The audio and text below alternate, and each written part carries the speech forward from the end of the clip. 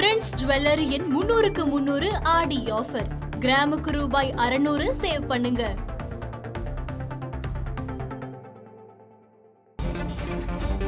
August 3 முதல்வர் விஜயுடன் கர்நாடகா செல்லும் 13 பேர் கொண்ட குழுவின் விவரம் வெளியாகியிருக்கிறது. அமைச்சர்கள் ஆனந்த், ஆதவ் உள்ளிட்டோர் முதலமைச்சர் விஜயுடன் கர்நாடகா செல்கிறார்கள். ஆகஸ்ட் 3 முதலமைச்சர் விஜய் கர்நாடகா செல்ல இருக்கும் நிலையில் அவருடன் 13 பேர் கொண்ட குழுவின் விவரம் வெளியாகியிருக்கிறது. அமைச்சர்கள் ஆனந்த், ஆதவ் உள்ளிட்டோர் முதல்வர் விஜயுடன் கர்நாடகா செல்கிறார்கள்.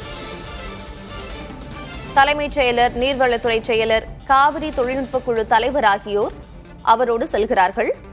ஆகஸ்ட் 3 நண்பகல் 12 மணிக்குள் முதலமைச்சர் விஜய் தலைமையிலான குழு கர்நாடகா செல்ல திட்டம் வகுக்கப்பட்டிருக்கிறது. மூத்த வழக்கறிஞர் உமாபதியும் முதல்வர் விஜயுடன் கர்நாடகா செல்ல இருக்கிறார். ஆகஸ்ட் 3 முதலமைச்சர் விஜயுடன் கர்நாடகா செல்லும் 13 பேர் கொண்ட குழுவின் விவரம் வெளியாகியிருக்கிறது. விவரங்களோடு இணைந்திருக்கிறார் செய்தியாளர் ரமேஷ். அமைச்சர்கள் ஆனந்த், ஆதவ் உள்ளிட்ட 13 பேர் முதலமைச்சர் விஜயோடு செல்கிறார்கள்.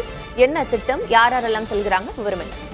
அமைச்சர்கள் 3 பேர் பங்கேற்கிறார்கள். குறிப்பாக நீர்வளத்துறை அமைச்சராக இருக்கக்கூடிய ஆனந்த், பொதுப்பணித்துறை அமைச்சராக இருக்கக்கூடிய ஆதவ் அர்ஜுனா, அதே போல சட்டத்துறை அமைச்சராக இருக்கக்கூடிய நிர்மல்குமார், இவர்கள் 3 பேரும் அவர்கள் சார்ந்த சில விஷயங்கள் இருப்பதால், சட்டரீதியாக எடுக்க வேண்டிய விஷயங்கள் என்பதால் சட்டத்துறை அமைச்சரும் சேர்க்கப்பட்டிருக்கிறார். தலைமைச் செயலாளர் சாய்குமார், அதே போல முதலமைச்சருடைய செயலாளர்கள் செந்தில்குமார் மற்றும் லட்சுமி பிரியா ஆகிய 2 செயலாளர்கள், 4 பேரில் 2 பேர் செல்கிறார்கள். அதே போல நீர்வளத்துறை செயலாளர் சத்யபிரதா சாகுவும் உடன் செல்கிறார். அதே போல முதலமைச்சரின் ஆலோசகர்களும் இதில் பங்கேற்கிறார்கள். அது மட்டும் இல்லாமல் மற்ற அதிகாரிகளை பொறுத்தவரை காவிரி டெக்னிக்கல் செல் என்று ஒன்று இருக்கிறது, தொழில்நுட்ப குழு. அதனுடைய தலைவராக இருக்கக்கூடிய சுப்பிரமணியன், அவர் அதிமுக ஆட்சி, திமுக ஆட்சி உள்ளிட்ட அனைத்து ஆட்சி காலத்திலும் இது குறித்த ஒரு வல்லுநராக இருக்கிறார். அவர் ஓய்வு பெற்ற பிறகு 15 ஆண்டுகளுக்கு மேலாக அதில் ஒரு எக்ஸ்பர்ட் கமிட்டியுடைய தலைவர் என்ற அடிப்படையில் அவரும் பங்கேற்கிறார். அதே போல உமாபதி என்ற ஒரு வழக்கறிஞர், அவர் இந்த நீர்வளத்துறை சார்ந்த வழக்குகளை சென்னை உயர்நீதிமன்றம், அதே போல சுப்ரீம் கோர்ட் போன்ற இடங்களில் வாதாடக்கூடியவராக இருக்கிறார். அவரும் இந்த 13 பேர் கொண்ட குழு செல்கிறார்கள். வரக்கூடிய திங்கட்கிழமை மதியம் 12 மணி அளவில் முதலமைச்சருடைய டீம் அங்க இருக்கும்படி பயண திட்டம் வகுக்கப்படுகிறது.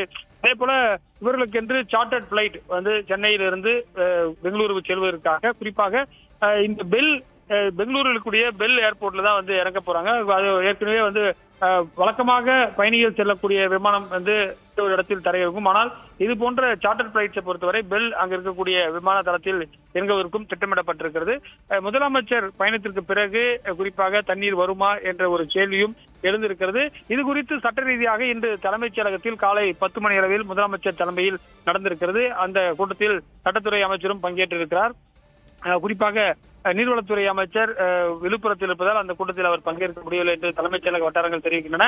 எனவே இந்த சந்திப்பு என்பது முக்கியத்துவம் வாய்ந்த ஒரு சந்திப்பாக இருக்கும் என்று எதிர்பார்க்கப்படுகிறது.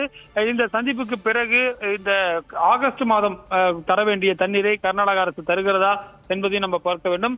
குறிப்பாக கர்நாடகா தரப்பில் இருந்து மேகதாது உள்ளிட்ட விஷயங்கள் குறித்தும் பேசு பொருளாக அங்க இருக்கக்கூடிய டிஸ்கஷன் பாயிண்ட்ல சேர்க்கப்பட்டிருப்பதாக சொல்லப்படுகிறது. முதலமைச்சர் அன்றைக்கு தமிழகம் திரும்புவதற்கான ஏற்பாடுகளும் செய்யப்பட்டு வருவதாக தகவல் வருகின்றன. இங்க கூட்டணி மந்திரி சபையில் காங்கிரஸ் கட்சி இருக்கிறது. அதே போன்று அங்கு ஆளக்கூடிய அரசாங்கமாக காங்கிரஸ் கட்சி இருக்கிறது. எனவே பல ஆண்டுகளுக்கு பிறகு 2012ஆம் ஆண்டு அப்போதைய முதலமைச்சர் ஜெகதீஷ் ஷெட்டரை அப்போதைய தமிழக முதலமைச்சர் ஜெயலலிதா நேரில் சந்தித்து சென்றார், பார்வையிட்டார், பேசினார்.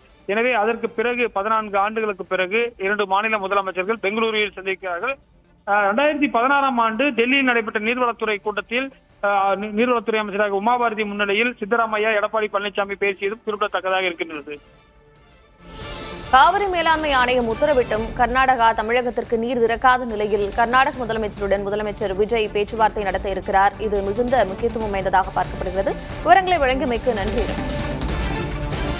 பிரின்ஸ் ஜுவல்லரியின் 300க்கு 300 ஆடி ஆஃபர். கிராமுக்கு ரூபாய் 600 சேவ் பண்ணுங்க.